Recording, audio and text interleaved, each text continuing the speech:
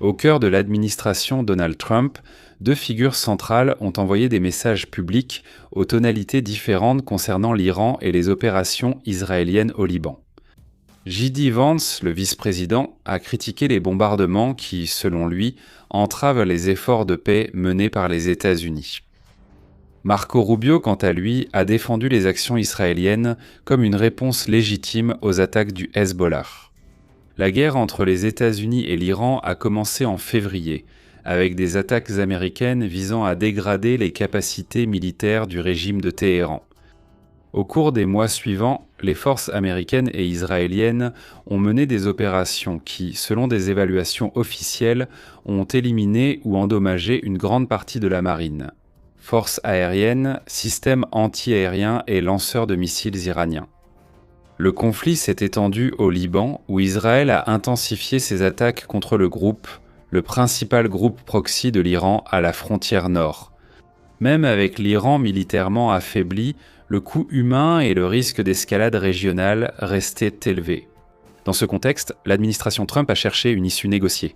Le 17 juin, Washington et Téhéran ont signé un mémorandum pour un cessez-le-feu immédiat et permanent sur tous les fronts, y compris au Liban, ouvrant un délai de 60 jours. Qui établit un cessez-le-feu immédiat et permanent sur tous les fronts, y compris au Liban, pour des négociations en vue d'un accord final. Le document prévoit la fin des opérations militaires mutuelles et le respect de la souveraineté de chaque partie. Le retrait progressif du blocus naval américain contre l'Iran sous 30 jours et la levée des sanctions sur l'exportation du pétrole iranien. L'Iran s'engage, de son côté, à garantir le passage sécurisé des navires commerciaux dans le détroit d'Ormuz pendant 60 jours sans perception de péage, et à maintenir le statu quo de son programme nucléaire pendant les discussions. Un plan de reconstruction d'au moins plusieurs milliards de dollars pour l'Iran, financé par des partenaires régionaux, est également prévu pour être détaillé dans l'accord final. J.D. Vance a joué un rôle central dans l'élaboration de ce mémorandum. En tant que vice-président, il a participé aux négociations et signé la version numérique à Téhéran, en accord avec l'ONU, pour une libération dans toute la ville. Le gouvernement est prêt, avec l'ONU, à garantir la libération et le pétrole de Téhéran.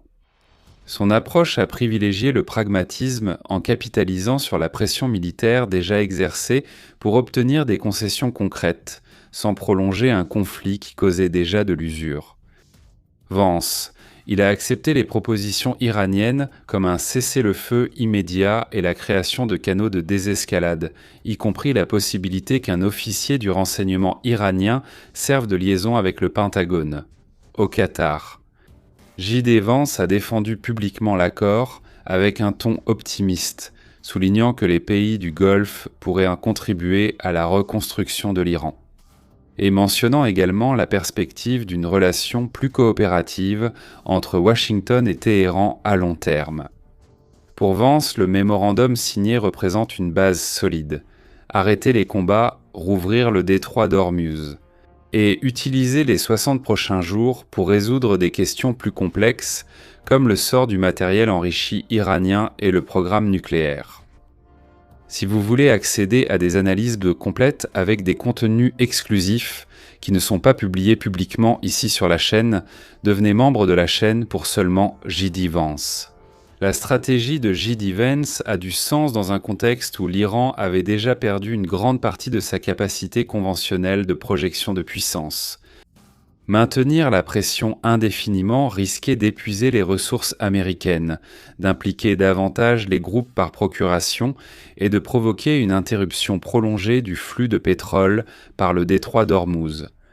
Accepter un cessez-le-feu conditionné à des vérifications a permis de transformer les gains sur le champ de bataille en gains diplomatiques, sans exiger une reddition totale et immédiate de Téhéran. Marco Rubio, en tant que secrétaire d'État, a adopté une position plus réservée. Lors d'un voyage aux Émirats arabes unis, au Koweït et à Bahreïn, il a cherché à rassurer les alliés du Golfe inquiets du rythme et de la profondeur des concessions faites à l'Iran. Rubio a explicitement défendu les opérations israéliennes au Liban comme une réponse justifiée aux attaques du Hezbollah. Lorsqu'on l'a interrogé sur les critiques de J.D. Vance, il a évité les confrontations directes, Mais il a souligné que tout accord final doit être infaillible et que les États-Unis ne veulent pas d'un accord à n'importe quel prix. Rubio a également précisé qu'on est encore très loin de discuter du financement de la reconstruction iranienne par les pays du Golfe. Sa priorité immédiate est de s'assurer que les négociations des 60 prochains jours aboutissent à des termes plus solides, en particulier concernant le programme nucléaire et l'endiguement des menaces régionales de l'Iran. Alors que J.D. Vance s'est rendu en Suisse pour des discussions techniques et maintient un ton constructif avec les Iraniens, Rubio a travaillé en coulisses pour aligner les attentes des alliés et durcir les conditions de l'accord final.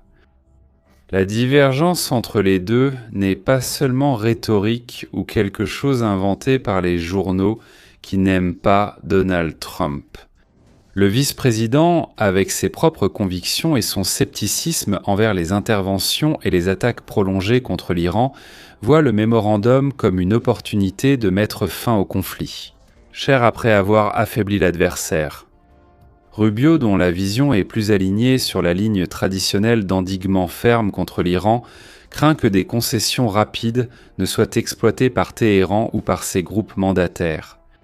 Cette différence est devenue visible dans les déclarations concernant Israël.